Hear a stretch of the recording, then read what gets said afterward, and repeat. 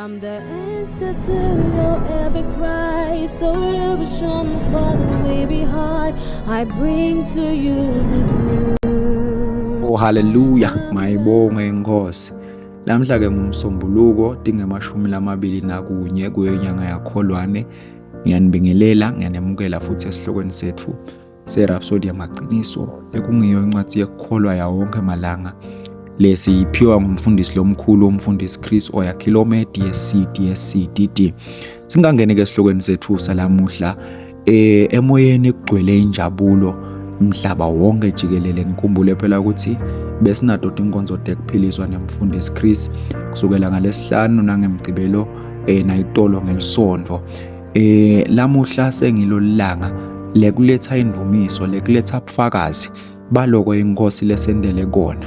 iBhayibheli ke liyasikhuthaza ukuthi silethe ubufakazi khona sitawushicelela lokho inkosi lesendele kona. So ngiyanikhuthaza nani ngamunye ukuthi qhubekani nisilethele lobo bufakazi baloko inkosi lenendele kona emtimbeni yenu, lenendele kona emakhaya, lesendele kona umhlaba wonke jikelele. Mayibongwe inkosi.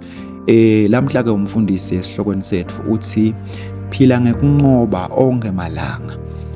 Umbhalo wokuvula siwuthola encwadini yaJohane wekuqala sahloko sesihlanu livesi lesine lekufunzeka kanje. Wonke umuntu lotelwe nguNkulunkulu uyalinqoba live. Kunqoba lesinqoba ngako live ukukholwa kwethu. Mayibongwe inkosi. Abhala ke umfundisi uthi impilo yakho ingumthwalo wakho futhi ngelivi laNkulunkulu unemandla ekudala timo tempilo yakho. Haleluya. Njengemntwana timo letati kukhangathile tati ngumthwalo webadali bakho. Kubekisa nje ngesikhathi Jesu adalo wabeka emkhombeni, hayi ngoba yatikhethela kodwa ngoba badali bakhe bambeka khona. Mayibongwe inkosi. Kulesinye sendeko ingelozi ayinikanga Jesu umyalo kodwa yakhuluma kuJosefa yathi, vuka uthathe umntwana nenina nibalekele eGibhithe. Lokho ukuthola na ufunda incwadi yaMateyu sahloko sesibili livesi leli-13. Jesu akazange ethathe leso sinqumo, wavele wathathwa njengemntwana. Noma asakhula waqhubeka waba ngaphansi kwaJosefa kanye namake wakhe Maria. Amen. Kodwa uma asakhulile waqala watendela inqumo takhe njengaMosi lo wathi nasakhulile wala kubitwa njengendvodzana yendvodzakati yaFaro. Lokho ungakuthola na ufunda incwadi yamaHebheru sahloko se-11 livesi le-24. Mayibongwe inkosi. Ngalokufanako kufanele ufike lapho utikhethela futhi utinqumela timo tempilo yakho. Khetha kuphila ekunqobeni noma ngabe kunjani. Ligama lenkosi malibongo. Tinqumele ukuthi utawuphumelela kuso sonke isigaba sekuphila kwakho nakuko konke lokwendako ngobe nguleyo mbilo lonike yona kuKristu. Amen. Ungavumeli indzawo lokuye ikuphocelele ukuthi uphile njani. Awusuye umuntu wekuhlushwa simo semnotho noma temnotho talomhlaba. Uyindalelwane yaAbrahama, umnqobi njalo. Mayibongwe inkosi. Na ufunda incwadi yabaseKorinte besibili sahloko sesibili livesi leli-11 esitshela ukuthi kodwa akabongwe uNkulunkulu losihola njalo eludwendweni lekunqoba ngaKristu. uNkulunkulu usebenzisa thine kuthi etindzaweni tonke avakalise liphunga lelimnanzi lekumati Kristu. Mayibongwe inkosi. Oh haleluya. Sifunzile embhalweni wethu lesivule ngawo ukuthi wonke umuntu lotelwe nguNkulunkulu uyalinqoba live. Utelwe nguNkulunkulu futhi ulinqobile live. Ungulonqobako kuKristu. Ngakho ke khetha kuphila ekunqobeni onke malanga. Phila ngetulo kwetimiso talomhlaba. Oh haleluya. Mayibongwe inkosi. Ngicela sisho umthandazo ndawusho emva kwami. Babelo thandzekako. Ngiyabonga emandla elivi lakho kanye namoya wakho lo ngenda ngiphile ekunqobeni ngetulu kwetimiso talomhlaba. onke emalanga.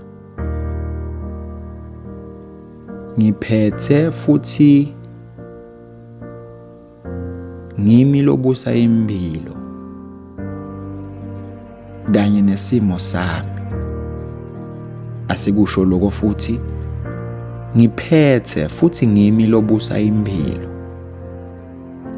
kanye nesimo sami. Ngiphila ngekukholwa futhi ngidala umhlaba wami wempumelelo kanye nengcebo, ngikuhambisana nenzando lephelele yaNkulunkulu. Egameni laJesu, amen.